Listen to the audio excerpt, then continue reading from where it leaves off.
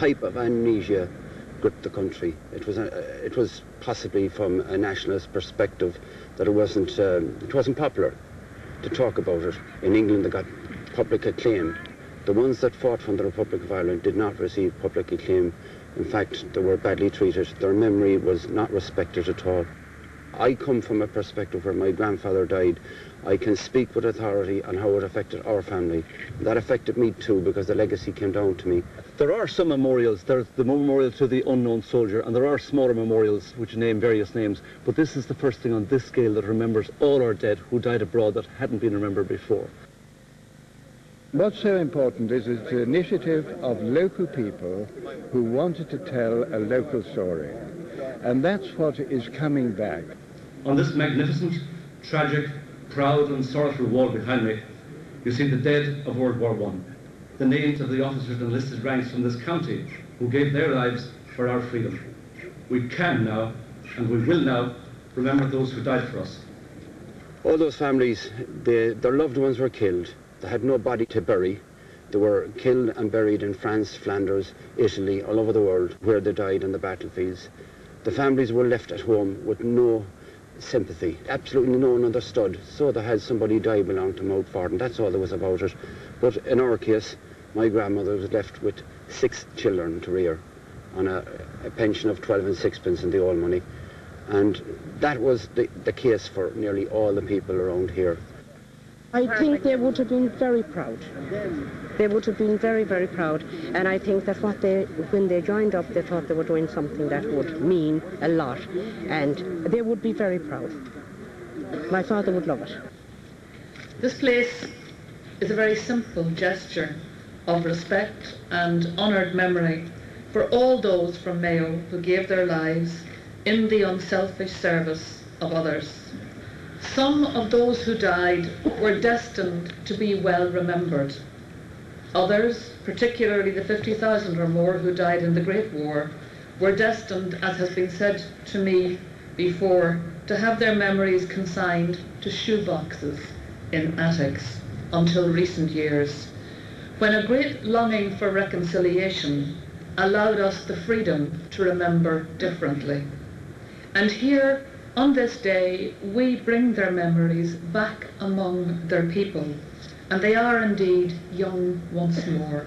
I think it's a fabulous idea. It's a fabulous dedication to the memories of all these people that were fallen and were forgotten, I suppose, in the wars. And I think it's tremendous the amount of work that has gone into it. And it's a fabulous focal point, I think, for Castlebar. Today is the day we remember our Mayo dead. May God have mercy on their souls. May they look down upon us now and rest in peace, knowing that we have not forgotten them. We will remember them. I think they've done a beautiful job here, and I think the people of Mayo really deserve every credit for doing this. It's a very pleasant surprise, and it's very professionally done. It's a credit to everybody. I love the way it's been done. I love its sighting. I love the work that's been put into it. And long may it be the beginning or forerunner of similar parks around the country.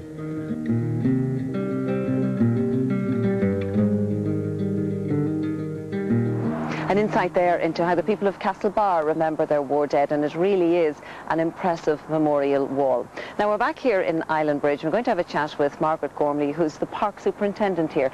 Margaret, do you know what I like about the gardens here at Island Bridge? The fact that there's little different sections. Yeah, the gardens were designed by Sir Edwin Lutyens in the 1930s, and they were a place for tranquility, for people to come as a place of remembrance. And the beauty here in the gardens is all little sections. There's the Sunken Rose garden here, which we're sitting in at the moment. You also have the parterre where the peace cross is and the peace altar. You have, you know, the different alleys with the tree-lined walks. And so there's something for everyone here. You know, you can get away from the hustle and bustle. And what point do people come here? People come here for all different reasons. You know, they come for a bit of solitude. They also, it's a local park, it's a municipal park. In fact, it serves the local community here as well. And remembrance is key. Remembrance is key. The 11th hour of the 11th day of the 11th month. And that, of course, is the iconic date when all hostilities ceased But here in Ireland, the 10th of October is the date when the tragedy of the Great War literally struck home. The mailboat Leinster was sailing from Dublin to Holyhead when it was torpedoed by a German submarine and sank. More than 500 people died in what remains to this day the greatest tragedy on the Irish Sea. And that anniversary was marked with a commemorative service in Dún Laoghaire last month.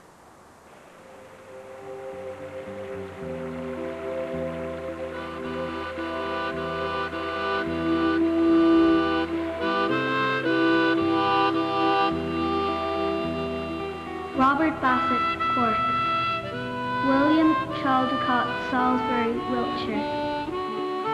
Richard and Elizabeth Hobson, 28 Northumberland Avenue, Dunlara. Adam Smith, 24 Tivoli Terrace, East Dún Laoghaire. You feeling-hearted Christians, all in country or in town, come listen to my doleful song, which I have just penned down. 'Tis all about the wartime act, that awful tragedy, when the Dublin mailboat Leinster was sunk in the Irish Sea.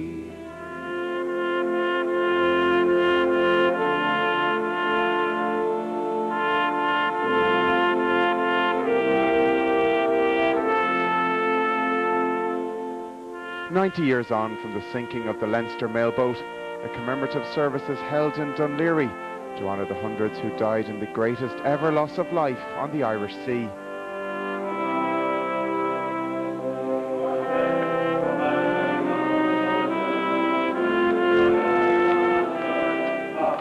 On the 10th of October 1918, shortly after 9 o'clock, the boat left from Carlisle Pier just behind us and set sail for Holyhead.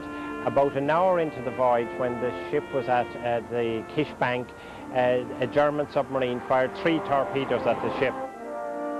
The Leinster blew up quickly and sunk.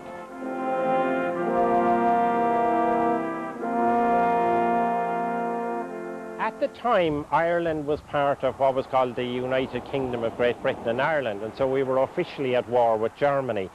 Every ship, regardless of whether it was a military, a naval, or merchant ship, every ship was considered to be a target. The Leinster was just another target as far as they were concerned. Normally the Leinster didn't carry troops, but that particular day it was packed with troops. So from the German point of view, they got lucky that day. There were over 500 lost. The official death toll was 501, but my research, I have identified at least 530. Unfortunately, the sinking has been forgotten in that it was coming near the end of the war. 2 months later, you had the 1918 general election when Sinn Féin swept to power, and then shortly afterwards you had the War of Independence. So the Leinster was forgotten in the setting up